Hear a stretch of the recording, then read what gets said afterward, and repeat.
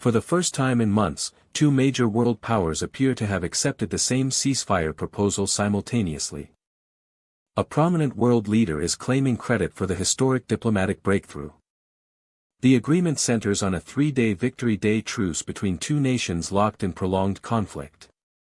The truce also includes a landmark 1,000 for 1,000 prisoner exchange, one of the largest of its kind. The U.S. leader addressed the world, announcing that both sides had readily agreed to his proposal. "I asked, and both leaders agreed readily," the president declared to reporters. He emphasized that for a brief but critical window, the killing would stop. "We have a little period of time where they're not going to be killing people. That's very good." The president also confirmed the massive prisoner transfer would begin almost immediately. They're going to be transferring almost immediately 1,000 prisoners from each side. The scale of the prisoner exchange is unprecedented in this conflict's history.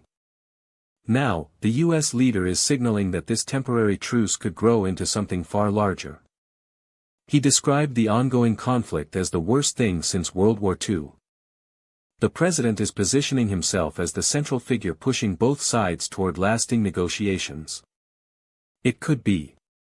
It would be nice. I'd like to see it stop," the president told reporters. He cited the staggering human cost: 45,000 young soldiers lost every single month. 45,000 young soldiers every month. "It's crazy," the president said. The human toll of this prolonged conflict has shocked world leaders and citizens alike. The Kremlin has now formally confirmed its acceptance of the ceasefire initiative. The truce window is set for May 9 through May 11, coinciding with major national celebrations. A senior presidential aide delivered the official statement confirming the agreement. The aide confirmed the deal was reached through direct contacts with the U.S. administration.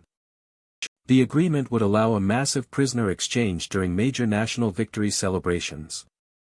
"By order of the president, I confirm the Russian side finds the initiative acceptable."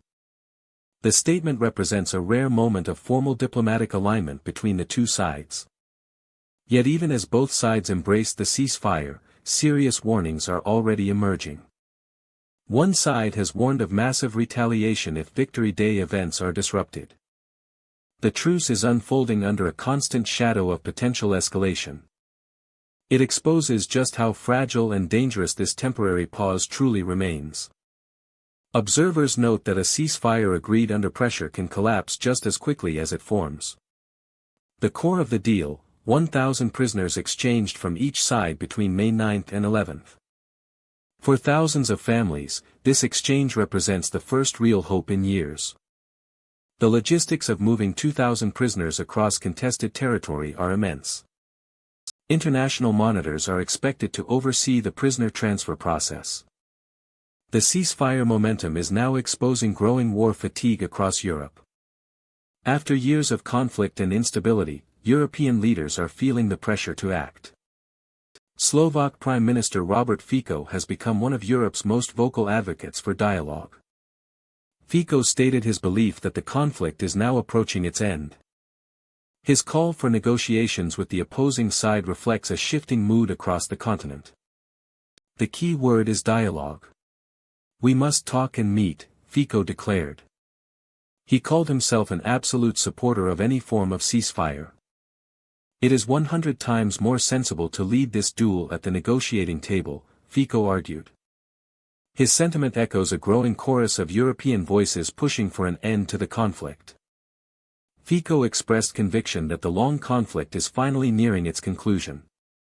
Whether his optimism proves correct will depend on whether this fragile truce holds. The world is watching closely as the 3-day ceasefire window approaches. Diplomats on all sides are bracing for the first critical test of this agreement. Any violation during the truce period could trigger a dangerous escalation. Military forces on both sides remain on high alert despite the declared pause. Commanders in the field are awaiting direct orders before standing down operations. The ceasefire must survive not just political will, but also battlefield discipline. Humanitarian organizations are preparing to move quickly once the truce takes effect. Thousands of displaced civilians could benefit if even this brief window holds. International diplomats describe this moment as one of the most significant in years. The U.S. leader has staked significant personal political capital on this breakthrough. Failure would be a major blow to his credibility as a global peacemaker. Success, however, could reshape the entire geopolitical landscape. Analysts warn the real challenge begins after the 3-day window closes. Translating a temporary truce into a permanent ceasefire requires far deeper concessions. Territorial disputes, sovereignty claims, and security guarantees all remain unresolved. Europe's leaders know that without a framework deal, the conflict could resume at any moment. The pressure on all negotiating parties has never been greater. For now, the world holds its breath as May 9 approaches. 3 days. 1,000 prisoners. And the hope that this could be the beginning of the end. The fate of millions may rest on whether this fragile ceasefire survives the next 72 hours.